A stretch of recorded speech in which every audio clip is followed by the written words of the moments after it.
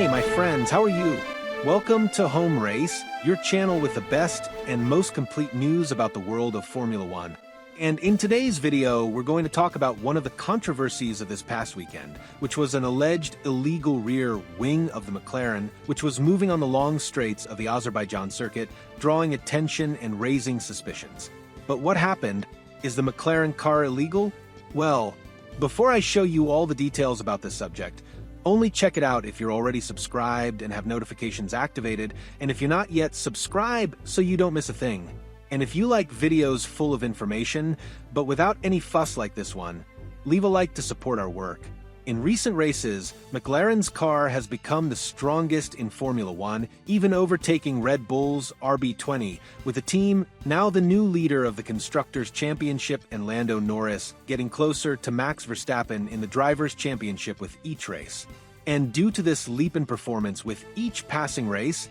everyone keeps an eye on McLaren's car, trying to understand what caused this increase, with Red Bull reporting to the FIA some time ago that McLaren's front wing was flexing too much, with the FIA stating that this area of the car was inspected and is legal according to the regulations. And now, the controversy has arisen over the rear wing, as some images have been circulating showing the DRS flap, that is, the last plate of this wing, distorting at high speeds, which forms something like a Mini-Drs at the ends, with this detail becoming very evident at the Azerbaijan GP, due to its long main straight, over 2 kilometers long, and which pushes the cars to the limit of their aerodynamics, with high speeds, and the pressure that the parts suffer at this moment is very high for a long period of time. This movement seems like something small, but with cars as sensitive as the current Formula One ones, any small gain can make a difference when it comes to gaining or defending a position on the track. So, what is happening with the McLaren car? Why is this rear wing moving like this, even though it passed the FIA tests? Well, to better understand what happens, we first have to analyze the material from which this rear wing is built: carbon fiber. This material is one of the most used in the construction of current Formula One cars, since it is very light, flexible, and adapts well to the complexity of the cars, making them fast, functional, and light at the same time, which is the dream of every racing car designer. And it is not new that team engineers have been trying to better understand this material in order to get the most out of it, taking advantage, for example, of the flexibility that the fiber provides. Because of this, the FIA created rules to limit the flexibility of the parts, especially when it comes to the front and rear wings, which undergo tests where a load, that is, a weight, is applied to each part of these wings, and they can only flex to a certain point, with all teams passing these tests. However, as has been noted lately, several teams have understood that they could sort of circumvent this regulation, since carbon fiber can withstand this FIA load test without deforming too much, but becomes flexible when an aerodynamic load is applied, such as air pressure on the long straights of circuit, for example. Knowing this, McLaren brought several updates to its car during this season, exploiting this characteristic of carbon fiber, with the rear wing introduced at the Spanish GP being the big turning point in terms of the car's performance, with the team from then on approaching and even surpassing Red Bull's performance. Even regarding this wing, it hasn't changed much visually. However, the materials used, the specification of the carbon fiber, were changed, with this new material being more flexible than the previous one in some places, and due to this update,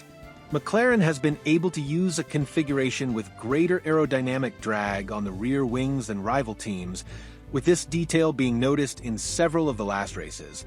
which gives them a considerable gain in time in curves and tighter areas of a circuit. However, when it comes to the straights, in theory this car should have less speed, since with a larger rear wing, the drag would be greater and the top speed would be lower. But with this characteristic of the flexibility of this wing,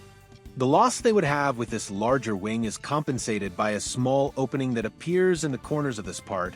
where the plate responsible for the DRS flexes a little and opens a small passage for the air, reducing drag and giving the team a few extra kilometers per hour. In the Azerbaijan GP last weekend, it was clear that the McLaren car was very agile in the middle of the circuit, where there are several tight curves. But on the straights, the speed was impressive, with Piastri having no trouble getting close to Leclerc in search of the lead,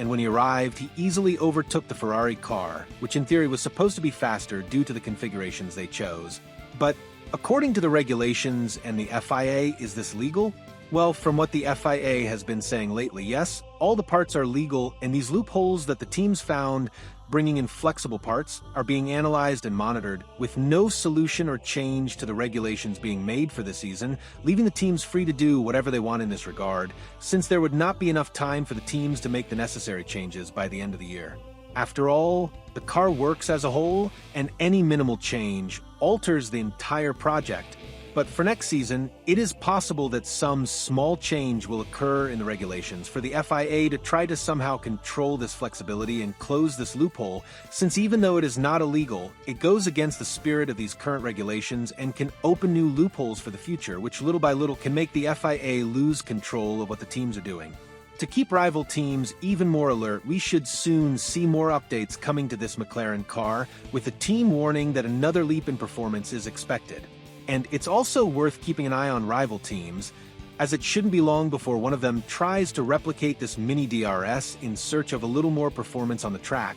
with Red Bull itself warning that if the FIA doesn't take action to block these flexible wings, they will also bring this controversial feature to their car soon, as they won't stand idly by and watch other teams gain performance, and perhaps win the championship, with these supposedly irregular wings. So, what do you think about this discovery by McLaren? Do you think they're right? Or should the FIA block these flexible wings?